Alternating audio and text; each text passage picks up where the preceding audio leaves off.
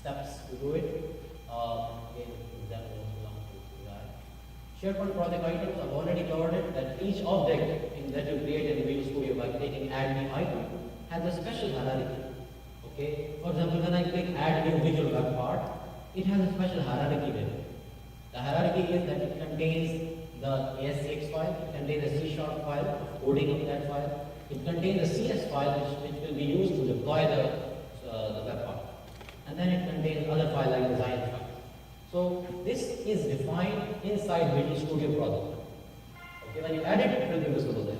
So you have already seen these kind of things in the when I add a project, these files will be there. Plus, you can add your own files. As soon as you add a file to your project, it will become part of Visual Studio, part of the project. So you have already seen that, you have defined, but you see something here, something is more interesting here. In the project, when we deploy, when we press F5, how Visual Studio knows that where does this file will go? Okay, how does Visual Studio knows? Each kind of project item has its own properties. So you can see here, when somebody click on elements.xml, it has its own directory. So you can see here, that this file will be copied to the project feed, the feature folder of file type. It will be copied to Visual Web Part 1. But see this file, the control.asch, should be copied to a folder which is a virtual directory in SharePoint called control templates. So you see here, the path is physical. So as soon as you press F5, the file will be copied to this folder. You don't need to, this is available in the project item itself. Item is self-aware that where I will be copying. Okay, so project templates, these are the templates which are available in Visual Studio. Some of them you might not see in the final version. This may be an old image. Event receivers. So what is event receiver?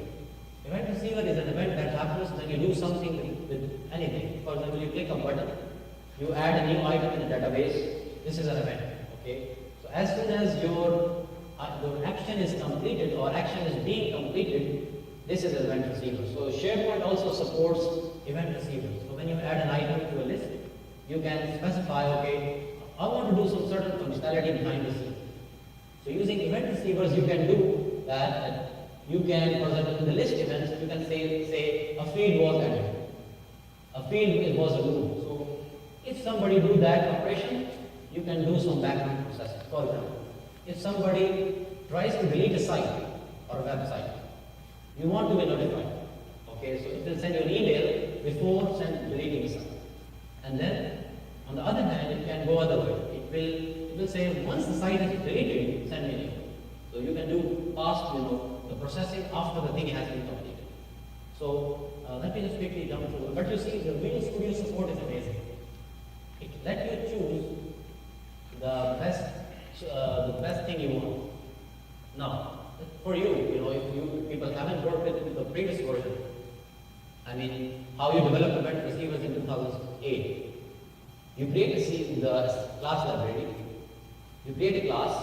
You inherit it with your base event, like for example, if you want to handle the events of the list, so you will inherit the class with SP list events.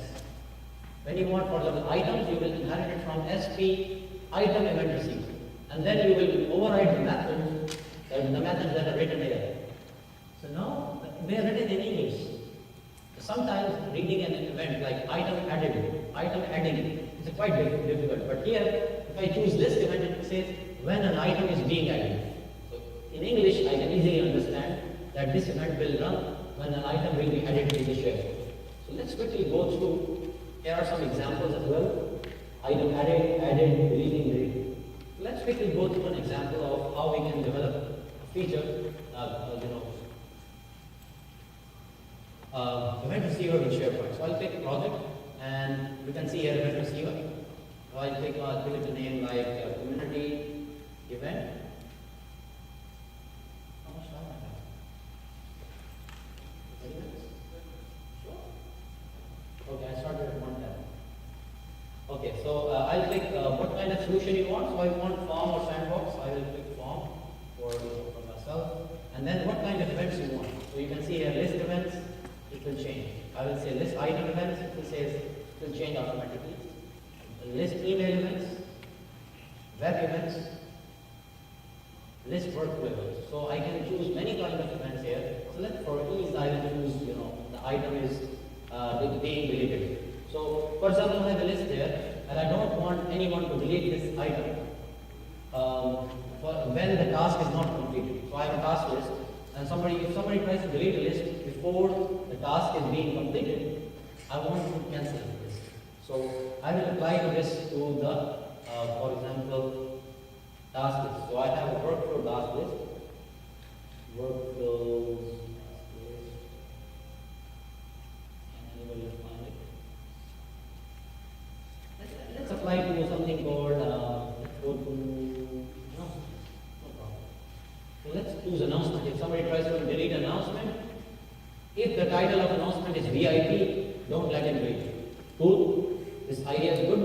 So I will just go there and I will simply come here and write simple code. What I'll do, I will simply say if properties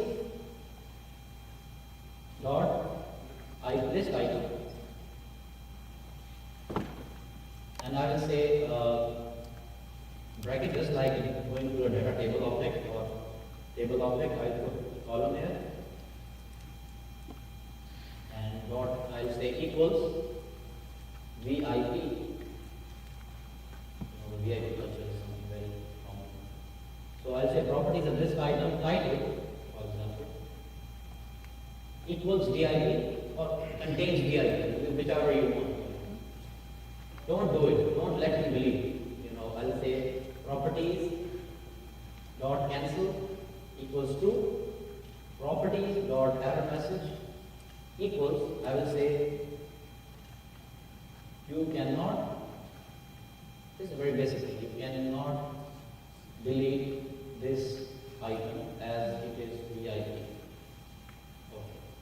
Okay, now I'll check whether the title of this is VIP, don't delete it. So I'll simply right click on that and click deploy. You don't know how much mess we were in when we were developing this thing in Visual Studio 2000. Once we develop it, we have to build a DLL. We have to get the key and then we have to copy to the GAC. And then we need another application to deploy this this event to the list, to attach this to the list. We need another application, which is like 10, 15 lines of code. So now how easy it is, you press F5. So let's go to the announcement list here by going to the VS2010. And there is my announcement list. And let's try to create a new item. And write it VIP. Okay, and say this is a VIP news. Okay, I'll click save. And let's try to delete it. Oh, it's deleted. Congratulations. There's some problem. Sorry, it's not being sorry. I think this is a mistake. I didn't convert it to string. Sorry. Possible unintended reference comparison to get a value comparison does the left hand side to type string. So to make my life easy, I will do list item. An item equals properties dot. I will get the item object out. Okay. Whatever the item will be copied here. And then I will check. Sorry, can you zoom in a little? Sorry? Can you zoom in a little? Okay. There is a loop. Yeah. What is the short key of the picture?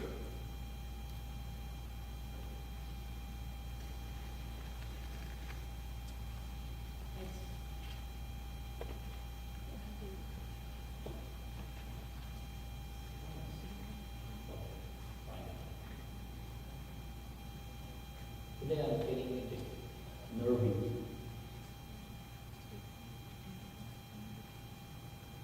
Let's build it again. Let's hope it's deployed. Let's deploy. And let's put a breakpoint.